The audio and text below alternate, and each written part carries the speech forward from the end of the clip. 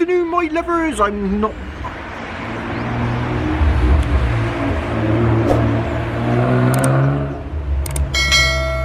Good afternoon, my lovers. I'm not out on the fields because it's been pouring with rain and my dad's got to go for a cataracts operation. Anyway, I've discovered a pinpointer of amazing capabilities. Absolutely amazing. This pinpointer, it's in an early production stage. So what the person has done is they've got out a PCB board, which is an electrical board. You've got a bunch of chips together and a bunch of solenoids and what do you call it? Some sort of thing to. It's a gradiometer. That's a gradiometer.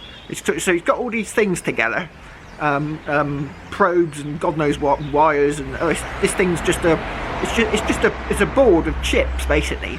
And I've got I've ordered this, and Cliff, who has worked on my various other little projects, I've ordered it and it's been delivered to Cliff's house, and he's going to make up this thing. But this pinpointer, right? You know the carrot works to about 6 inches, 4 inches, 3 inches, something like that. Well, this pinpointer works to a depth, get this, 1.5 meters. 1.5 meters. So it starts off clicking slowly, and then it gets faster. The closer you get to the object, faster and faster and faster. And it's a magnetometer, so it's not like pulse induction. It's a gradiometer. Obviously there's a difference between a magnetometer and a gradiometer, but I don't know what kind of a difference, you know. Don't ask me. Anyway, I'm gonna go over to the computer now and I'm gonna show you this incredible pinpointer. And it's gonna need making up, and Cliff's gonna put it inside a carbon fibre tube, and we're gonna make it into some sort of remnants of being operational in the field, and we're gonna have a go at this. And it's really cheap, you know, compared with the other things I was looking at, which were thousands of pounds. This thing's just a few hundred. So, but there again, it is just a chipboard. So, anyway, so if it works out, you can contact Cliff, and we'll see if we can go into mass production. Anyway, so I'll go over to the computer now, and we'll show you this. I'll give you the links as well, so you can show the incredible depth of this machine. Right, this is the device. So you can see it's just a bit of chipboard with some plugs going in, wires, and in here, inside these tubes, just a bit of cut-off pipe, is the sensors. Right, so this the most expensive bit is these sensors, right? About £100 each, these sensors, and the rest of it is quite cheap. So here's the board. It's just a little plug-in battery, and what we're going to do is probably build a housing for this, some sort of housing, so you can see it, like, you know, plug in the battery and switch it on, hope for the best.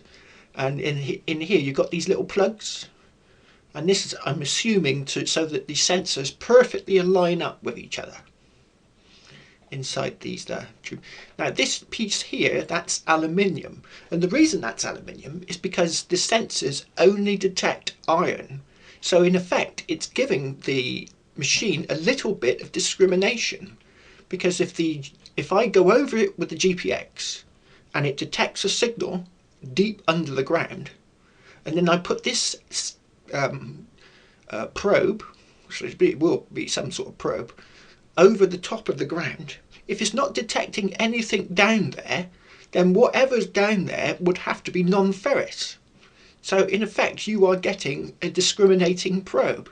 Now if it detects it, then it would have to be iron.